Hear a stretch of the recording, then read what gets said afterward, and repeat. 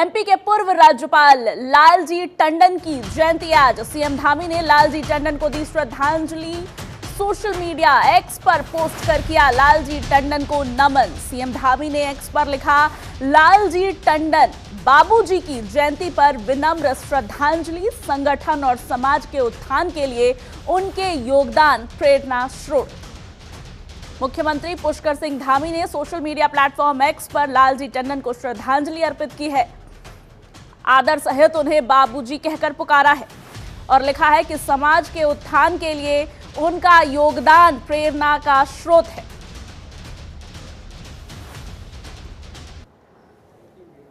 लालजी टंडन की जयंती आज। सीएम धामी ने सोशल मीडिया प्लेटफॉर्म एक्स पर पोस्ट करके उन्हें श्रद्धांजलि दी। संगठन और समाज के उत्थान के लिए उनके योगदान को प्रेरणादायक बताया।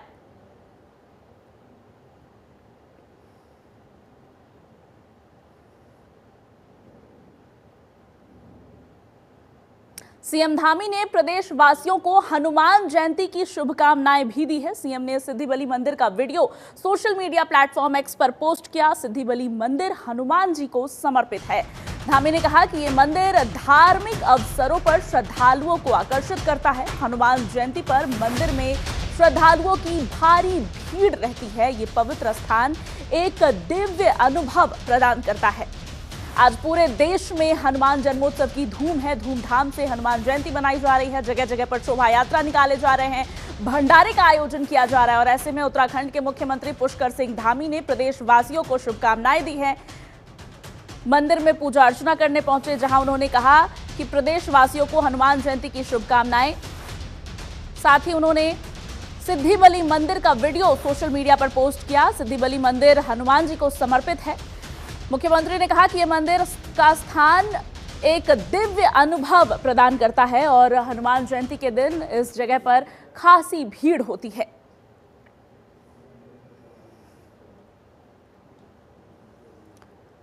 चलिए अब आपको सिद्धि बली मंदिर की विशेषताएं बताते हैं। मुख्यमंत्री पुष्कर सिंह धामी ने इसकी video social media platform x पर पोस्ट की है। दरअसल ये मंदिर कोटद्वार में स्थित है। सिद्धि बली मंदिर श्री हनुमान जी को समर्पित है और श्रद्धालुओं की भारी भीड़ को यह मंदिर बेहद आकर्षित करता है। धार्मिक अवसरों पर खास करके यहां श्रद्धालुओं की भारी भीड़ होती है। यह मंदिर अपने भव्य वातावरण के लिए जाना जाता है। पवित्र स्थान हनुमान चालीसा के होते हैं और यहां पर अखंड पाठ का भी आयोजन किया जाता है। विशेष अनुष्ठानों के कारण यहां पर दिव्य अनुभव का एहसास होता है। यानी कि सिद्धि बली मंदिर, जिसकी वीडियो मुख्यमंत्री धामी ने सोशल मीडिया प्लेटफॉर्म एक्स पर पोस्ट की है, उसकी कई विशेषताएं हैं। हनुमान जी को यह मंदिर समर्पित है और आज हनुमान जयंती है।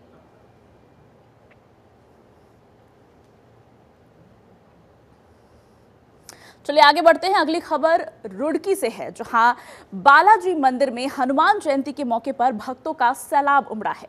लंबी लाइनों में भक्त बालाजी दर्शन के लिए अपनी बारी का इंतजार कर रहे हैं। माना जाता है कि जिस जगह यह मंदिर बना है वो जगह बालाजी महाराज ने खुद अपने एक भक्त को सपने में दिखाई थी। मुख्य पुजारी सुनील शास्त्री ने बताया कि 1979 में बालाजी महाराज का झंडा और फिर 1982 में मंदिर की स्थापना की गई। मंदिर को लेकर कहा जाता है कि यहाँ भूत प्रेत आकर खुद ही नाचने लगते हैं और बालाजी महाराज पीड़ितों के संकट दूर करते हैं। बालाजी के भक्त अपनी मनोकामना पूरी कराने के लिए बालाजी मंदिर में आकर मत्था टेकते हैं।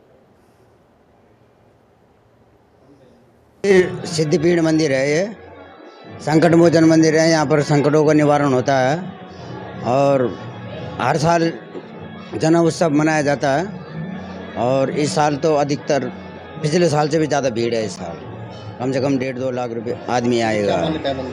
मंदिर की मान्यता यह है कि बालाजी महाराज जो है, जिन्होंने मंदिर बनाया, उनके सपने में आए थे कि आप तो मेहंदीपुर चले गए हो, पैसे वाले थे, यहाँ पर मेरा धाम बनाओ। फिर उनके सपने में आके उनको बताया थी ये बात कि मेहंदीपुर से मेरी 5 ईंट लेके आओ, अखंड ज्योति लेके आओ, जद लेके आओ। फिर वो लेके आए थे, वहाँ से पैदल लेके आए थे। 15-16 साल हो गए लगातार मैं जो भी मांगा है सब पूरा करा ऊपर वाले ने, बाबा ने। सब आता हूँ मैं, मंगलवार में भी आता हूँ और वैसे तो जन्मोत्सव पे आते ही हम। हाँ, सभी मनोकामना पूर्ण हुई, जितने भी आज तक मांगी कोई अधूरी नहीं गई। तो हर रोज आते हैं, हर मंगलवार शनिवार को आते हैं। यहाँ हर धाम में सबके संकट दूर होते हैं और जितने भी श्रद्धालु आए हैं उन सभी के भी संकट दूर हों, यही हमारी अरदास है, यही हमारी अर्जी है। पिछले 2 साल से कंटिन्यू आते हैं, सब मनोकामना पूरी है, जो बच्चा मांगा था वो भी मिला है, दुख दर्द जो घर के थे, कलेश थे, वो सब हटे मिटे हैं। चलिए बुलेटिन में आगे बढ़ते हैं। अल्मोड़ा जिले के पर्यटन नगरी रानीखेत विधानसभा में वनाग्नि की रोकथाम के लिए वन विभाग के अधिकारियों ने एक गोष्ठी का आयोजन किया, जिसमें स्थानीय ग्रामीण, सरपंच और स्वयं सहायता समूह की महिलाओं ने हिस्सा लिया। गोष्ठी में सभी ने अपने अपने विचार रखे। सरपंचों ने चीड़ के पेड़ों को जंगल में आग लगने का मुख्य कारण बताया। उन्होंने चीड़ के पेड़ों को काटने की परमिशन देने के लिए कहा। वहीं स्वयं सहायता समूह की महिलाओं ने सभी से जंगलों की आग से निपटने के तरीके बताए और जंगली जानवरों से खेती में हो रहे नुकसान को चिंताजनक बताया। मैं बताना चाहता हूं कि रानीखेत वन क्षेत्र में पिछले 2 महीने से वनाग्नि में जो भी कार्य किए जा रहे हैं, इसका भी चीफ सर द्वारा विजिट किया गया था और उन्होंने काफ़ी सराहना की, लोगों की भी बहुत तारीफ की और जनसहभागिता पे बहुत जोर दिया है। तो इसी के चलते हमने रानीखेत वन क्षेत्र के जो भी वन पंचायतों के सरपंच हैं, महिला मंगल दल हैं, युवक हैं और अन्य जो भी लोग हमसे जुड़कर यहाँ पे वनाग्नि में हमारी मदद करना चाहते हैं, उनके गोष्ठी का आयोजन किया गया है और इसके माध्यम से हम लोगों से जनसहभागिता की अपील करेंगे। उत्तराखंड फॉरेस्ट फायर की वो लोग ऐप डाउनलोड करें, हमें जल्दी सूचना दें, हमारी मदद करें और हम कोशिश करेंगे कि अगले 2 महीने जो भी फायर में जितनी भी घटनाएं होती हैं उनको हम त्वरित कार्रवाई करते हुए रोक सकें और जो भी लोग असामाजिक तत्व या अराजक तत्व ऐसे काम कर रहे हैं और आग को बढ़ावा देने की कोशिश कर रहे हैं, उनको चिन्हित कर उनके खिलाफ कठोर कार्रवाई कर सकें। और मुख्यमंत्री पुष्कर सिंह धामी के निर्देशन में चारधाम यात्रा की तैयारियां जोर शोर से चल रही है। इसी क्रम में रुद्रप्रयाग जिले में पशुपालन विभाग ने भी अपनी तैयारियां तेज कर दी है। इस बार यात्रा में शामिल होने वाले घोड़ों और खच्चरों के स्वास्थ्य को प्राथमिकता दी गई है, जिसके लिए विभाग ने खास कदम उठाए हैं। यात्रा के लिए घोड़ों और खच्चरों को पंजीकृत करने से पहले उनकी इक्वाइन इन्फ्लुएंजा और ग्लैंडर्स जैसे संक्रामक बीमारियों की जांच अनिवार्य की गई है। केवल नकारात्मक जांच रिपोर्ट आने वाले घोड़ों और खच्चरों को यात्रा के लिए फिट नहीं माना जाएगा। अगर जांच रिपोर्ट में कुछ भी गलत नहीं आता है, केवल उन्हीं घोड़ों और खच्चरों को यात्रा के लिए फिट समझा जाएगा। यदि कोई पशु बीमार पाया जाता है तो उसे तत्काल क्वारंटीन भी किया जाएगा। हमारे 8000 घोड़े खच्चर वहाँ पे चलते हैं। इस बार ये व्यवस्था की गई है कि जो भी घोड़े खच्चर वहाँ पे जाएंगे उनका रजिस्ट्रेशन से पहले उनका जो है सीरम सैंपल लिया जाएगा और उसकी जो ग्लैंडर्स और इक्वाइन इन्फ्लुएंजा की उसकी जांच की जाएगी। यदि उस जांच में वो निगेटिव आते हैं, उन्हीं घोड़े खच्चर मालिकों का जो घोड़े खच्चरों का वहाँ पर रजिस्ट्रेशन किया जाएगा और उनको फिटनेस दिया जाएगा, जिससे कि वो यदि वो किसी बीमारी से ग्रसित होंगे तो पहले से हम उसको क्वारंटाइन करके घर में आइसोलेट कर देंगे। थोड़ा सा निर्धारित ये कर दिया कि वो जो है सिर्फ एक चक्कर वहाँ लगाएंगे, उसके अलावा दूसरा चक्कर नहीं लगाएंगे। दूसरा जो है उनको यदि कहीं पर कुछ बीमार घोड़े लगते हैं तो उनके क्वारंटाइन के लिए हम लोग व्यवस्था कर रहे हैं कि हम उनको अलग से जो है वहाँ पर क्वारंटाइन कर लेंगे, जिससे कोई बीमारी भी होती है तो वो बीमारी और घोड़े खच्चरों में न फैले। हल्द्वानी में सड़क चौड़ीकरण को लेकर जिला प्रशासन को कड़ी मशक्कत करनी पड़ रही है। प्रशासन ने जिन जगहों पर निशाना लगाया था उनमें से कुछ दुकानदारों ने अतिक्रमण नहीं हटाया था, जिसको लेकर अपर जिलाधिकारी ने संबंधित दुकानदारों को 1 हफ्ते के अंदर अतिक्रमण हटाने के निर्देश दिए हैं। अपर जिलाधिकारी विवेक राय ने बताया कि अतिक्रमण को चिन्हित किया गया है, जिसमें ज्यादातर अतिक्रमण हट गया है। बचा हुआ अतिक्रमण 1 हफ्ते में हटा दिया जाएगा।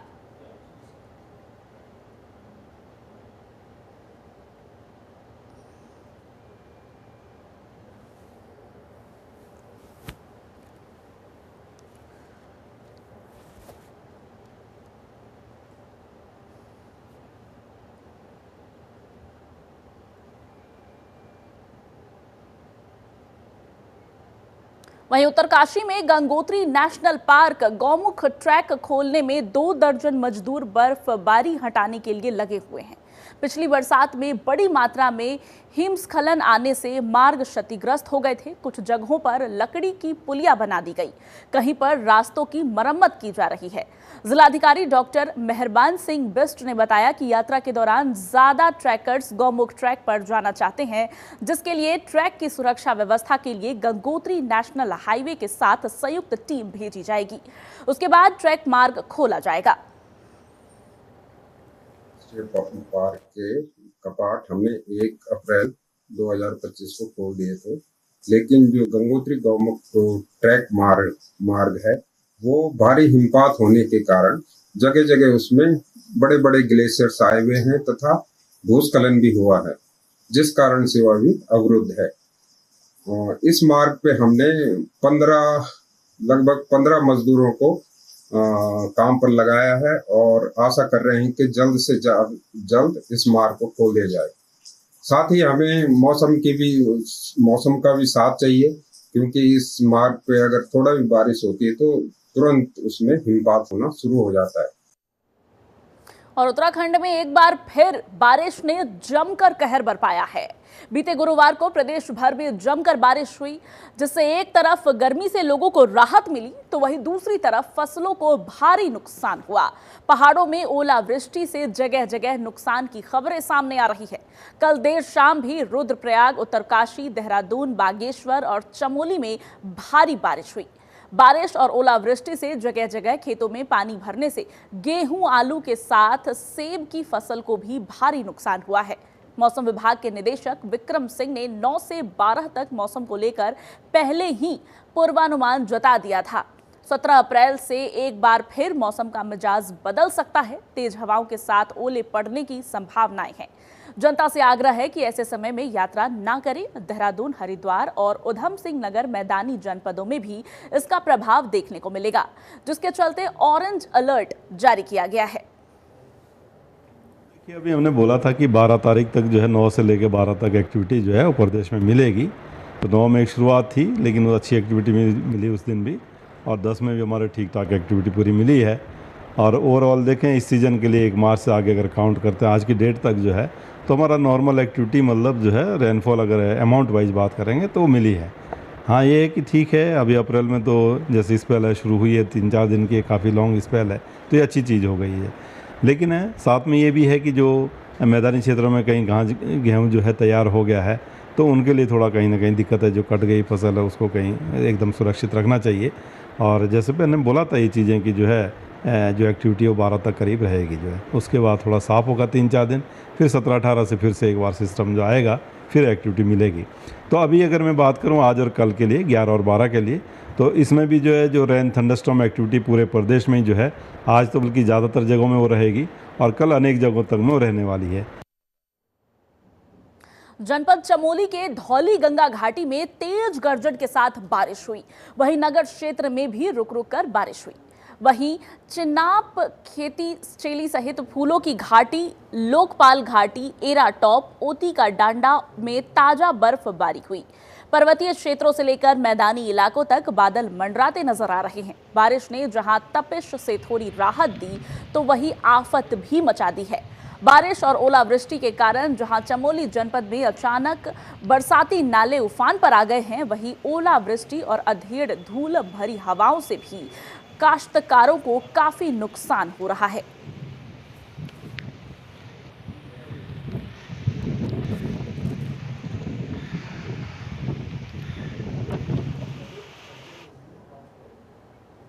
चलिए आगे बढ़ते हैं। रुड़की में प्रशासनिक भवन में आयोजित भारतीय किसान यूनियन रोड की तरफ से मासिक पंचायत का आयोजन किया गया, जिसमें किसानों की कई समस्याओं को लेकर चर्चा की गई। किसानों ने कहा कि उत्तराखंड नियामक आयोग ने बिजली रेट में बढ़ोतरी कर दी है, किसान इसको बिल्कुल भी बर्दाश्त नहीं करेगा। किसानों का कहना है कि उत्तराखंड पहले से ही ऊर्जा प्रदेश है। जिस तरह से राज्य में बिजली के दामों में बढ़ोतरी की गई है वो आम जन के हित में नहीं है। त्यागी जी, मैं आपके चैनल के माध्यम से बताना चाहूँगा, एक तो सबसे जो अहम मुद्दा है आज का वो बिजली विभाग का है। भाई बिजली विभाग हमारा ऊर्जा प्रदेश है। जो प्रदेश हमारे यहाँ से बिजली लेकर आगे लोगों को बांटने का काम कर रहे हो, फ्री बिजली दे रहे। कुछ यूनिटें फ्री कर रखी, बिजली दरें सस्ती हैं, 12 की बिजली फ्री है। और हमारा ऊर्जा प्रदेश और हमारे यहाँ 12 के कनेक्शन महंगे, 12 की बिजली महंगी, घरेलू में। और हाल फिलहाल में भी इन्होंने पैसे बढ़ा दिए। अभी तो स्मार्ट मीटर की बात कर रहे थे, उसके साथ साथ इन्होंने जो है इसके बिजली के दाम बढ़ा दिए। तो हम आपके चैनल के माध्यम से सरकार को कहना चाहेंगे कि जहाँ से आपकी और राज्यों में सरकार चल रही है, वहाँ कुछ नियम कानून आपके अलग हैं क्या? जो यहाँ से आपने लग कर रखे, यहाँ से बेवकूफ़ लोग रह रहे क्या उत्तराखंड में? भाई आप इन लोगों का शोषण क्यों कर रहे? इससे अच्छा ना जहर की पुड़िया दे दो उत्तराखंड के लोगों को। जब आप दूसरे प्रदेशों में अपने फ्री बिजली दे रहे हो, 12 का कनेक्शन आपने फ्री कर रखी है, बिजली फ्री कर रखी है, यहाँ से आप क्यों नहीं कर रहे? कुछ हमारे चकबंदी के मुद्दे थे, एसओजी साहब हमने यहाँ अपने बीचों बुलाया, किसानों की मीटिंग में आए हुए, यहाँ से हमारे जो मुद्दे थे उनके साथ डिस्कशन हुई है, उन्होंने उन मुद्दों का आश्वासन हमें दिया है कि 29 तारीख तक मैं उन सारे मुद्दों को आपके सॉर्ट आउट कर दूंगा। उत्तराखंड में सबसे ज़्यादा किसान और गरीब परेशान हैं। किसान एक तो बिजली विभाग से बहुत परेशान है। उत्तर प्रदेश में किसानों को 12 लाइट फ्री, बिजली कनेक्शन फ्री दिया जा रहा है और लाइट भी फ्री दी जा रही है, लेकिन उत्तराखंड में लाइट बनने के बावजूद भी इतनी मार पड़ रही है किसानों पे। बिजली का कनेक्शन 10,000 20,000 से कम नहीं हो रहा और रीडिंग भी 7 रुपये 8 रुपये हो रही है। और दूसरी, शिक्षा विभाग से किसान और गरीब इतना परेशान है। प्राइवेट स्कूल में 30 क्लास की जो बुक क्लास की वह 6,000 8,000 रुपए की है और फीस इतनी बढ़ा दी गई, तो मजदूर और किसान अपने बच्चों को पढ़ा ही नहीं रहा, कैसे पढ़ाएगा वो? मैं आपके चैनल के माध्यम से इस सरकार को बता देना चाहता हूँ, या तो अपना रवैया चेंज करे, वरना किसान उत्तराखंड में इतना बड़ा आंदोलन करेगा। और 21 मई हमारे राष्ट्रीय अध्यक्ष ने एक बता दी आंदोलन करने की तारीख रखी गई है, उसमें ट्रैक्टर ट्रॉली से हो सकता है रोड भी जाम करना पड़े। तो इसलिए मैं आपके चैनल के माध्यम से शिक्षा मंत्री को और मुख्यमंत्री को कहना चाहता हूँ, या तो इसका रवैया थोड़े इन पे भी ध्यान दे, गरीब आदमी भी इसमें वो भी इसे देश में रहता है, उन पे ध्यान देने का काम करें आप। उत्तराखंड में एक बार फिर लोगों को महंगाई का करंट लगने जा रहा है। दरअसल प्रदेश में उत्तराखंड विद्युत नियामक आयोग ने कई वर्ग के लिए बिजली के दामों में बढ़ोतरी की घोषणा की है। इसमें फिक्स चार्ज की बढ़ोतरी नहीं की गई है, लेकिन प्रति यूनिट बिजली के दाम पैसे तक बढ़ाए गए हैं। घरेलू और व्यावसायिक समेत कई वर्ग के उपभोक्ताओं के लिए नई दरों की घोषणा की गई है। आयोग ने पिछले साल के टैरिफ के लिहाज से घरेलू उपभोक्ताओं के लिए 33 पैसे की दर से वृद्धि की है। इसी तरह व्यावसायिक उपभोक्ताओं के लिए 42 पैसे की वृद्धि की गई है। छोटी इंडस्ट्री के लिए 36 पैसे और बड़ी इंडस्ट्री के लिए 46 पैसे की बढ़ोतरी की गई है। उधर इलेक्ट्रॉनिक व्हीकल चार्जिंग स्टेशन में 65 पैसे की बढ़ोतरी सुनिश्चित की गई है। बीएसएनएल को देनदारियां थी 605, मतलब 605 करोड़ पिटकुल और जेबनल को देने थे, और जो ईपीसीएल ने एआरआर सबमिट किया था वो कमीशन ने अप्रूव करने के उपरांत टोटल 11,576.08 करोड़ पाया। तो उसमें जो एग्जिस्टिंग पिछले साल का टैरिफ रेट है उसको माइनस किया गया, तो जो गैप आया 590 करोड़ का आया। तो 90 करोड़ को एडजस्ट करने के लिए स्लाइटली सब कैटेगरी में बढ़ोतरी की गई, जो कि ओवरऑल अगर देखा जाए तो 5.62% का हाइक हुआ। मुख्यमंत्री पुष्कर सिंह धामी की ओर से चलाए गए ड्रग्स फ्री उत्तराखंड 2025 अभियान को साकार बनाते हुए पुलिस ने सबसे बड़ी नशे की खेप बरामद की। एसएसपी उधम सिंह नगर मणिकांत मिश्रा के निर्देश पर थाना भट्टा और एसटीएफ कुमाऊं यूनिट रुद्रपुर की टीम ने संयुक्त कार्रवाई की। पुलिस ने मुखबिर की जानकारी पर आरोपी को गिरफ्तार किया है। पुलिस ने उसके कब्जे से 434 किलोग्राम गांजा बरामद किया है, जिसकी कीमत 1 करोड़ रुपए आंकी जा रही है। आरोपी कैंटर में गांजा के पैकेट पैक करके ला रहा था। पूछताछ में पकड़े गए आरोपी ने बताया कि वह गांजा सुरेश गुप्ता के कहने पर उधम सिंह नगर बेचने जा रहा था। पुलिस ने आरोपी के खिलाफ मुकदमा दर्ज कर लिया है। वहीं आरोपी सुरेश गुप्ता की तलाश की जा रही है। जैसे माननीय मुख्यमंत्री जी के निर्देशन में ये ड्रग फ्री देवभूमि जो अभियान चल रहा है पुलिस हेडक्वार्टर्स द्वारा, इसके तहत लगातार हमारी एएनटीएफ एसटीएफ भी कार्रवाई कर रही है। और इसी में जो देहरादून में जो हमारी एसटीएफ यूनिट है और कुमाऊं में एसटीएफ यूनिट है, और इसमें उधम सिंह नगर पुलिस के साथ सहयोग के साथ एक ये रिकवरी हुई है, और ये अब तक की सबसे बड़ी रिकवरी है उत्तराखंड की। इसमें 434 किलोग्राम गांजा रिकवर किया गया है एक ट्रक में, और उसमें अलग अलग कैबिन्स कंपार्टमेंट्स बना के इसको कंसील किया गया था। और इसमें एक राजू अली पुत्र रहमत अली लखीमपुर खीरी का एक व्यक्ति अरेस्ट हुआ, अभी भी हमारी पूछताछ चल रही है। और जहाँ पे ये आगे ये डिलीवर करने जा रहा था एक सुरेंद्र गुप्ता नाम के व्यक्ति को, उसको भी इसके में अभियुक्त बनाया गया है। और चूँकि जैसे गांजा की कमर्शियल क्वांटिटी 20 किलोग्राम है और ये 434 किलोग्राम है और इसकी मार्केट वैल्यू जो पकड़ा गया गांजा लगभग 86 लाख रुपए है। चलिए आगे बढ़ते हैं। श्रीनगर गढ़वाल ऋषिकेश बद्रीनाथ राष्ट्रीय राजमार्ग पर बाइक और कार की आपस में भिड़ंत हो गई। टक्कर इतनी जोरदार थी कि बाइक सवार युवक गंभीर रूप से घायल हो गया, जिसका बेस अस्पताल श्रीनगर में इलाज चल रहा है। प्रभारी निरीक्षक कोतवाली श्रीनगर जयपाल सिंह नेगी ने बताया कि कार बिलकदार से श्रीनगर की ओर आ रही थी। मामले में कार चालक को हिरासत में लिया गया है। कोतवाल जयपाल सिंह नेगी ने बताया कि मामले को लेकर परिजनों की तरफ से अभी कोई तहरीर नहीं दी गई है। पुलिस की तरफ से जरूरी कार्रवाई की जा रही है।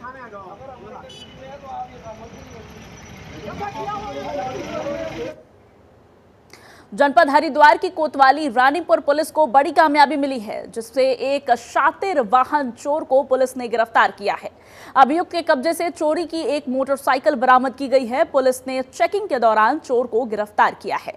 आरोपी के खिलाफ कई धाराओं में मुकदमा दर्ज किया गया है और न्यायालय में पेश किया गया।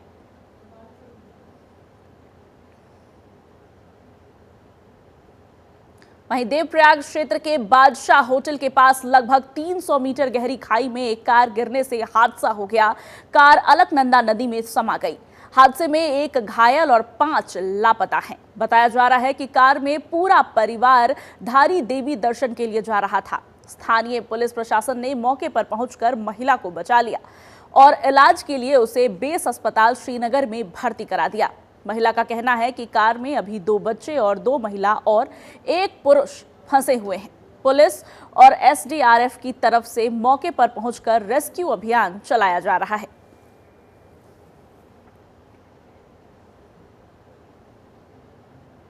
यमुनोत्री हाईवे पर बन रही सिलक्यारा पौलगांव सुरंग अब आर पार हो गई है। करीब 4.5 किलोमीटर लंबी ये सुरंग अब लगभग बनकर तैयार है और जल्द ही इस रास्ते से आवाजाही भी शुरू हो जाएगी।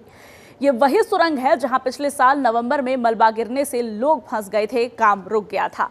लेकिन अब सब कुछ पटरी पर लौट आया है और सुरंग का निर्माण कार्य तेजी से पूरा किया जा रहा है। केंद्रीय मंत्री नितिन गडकरी और मुख्यमंत्री पुष्कर सिंह धामी भी जल्द ही साइट का दौरा कर सकते हैं।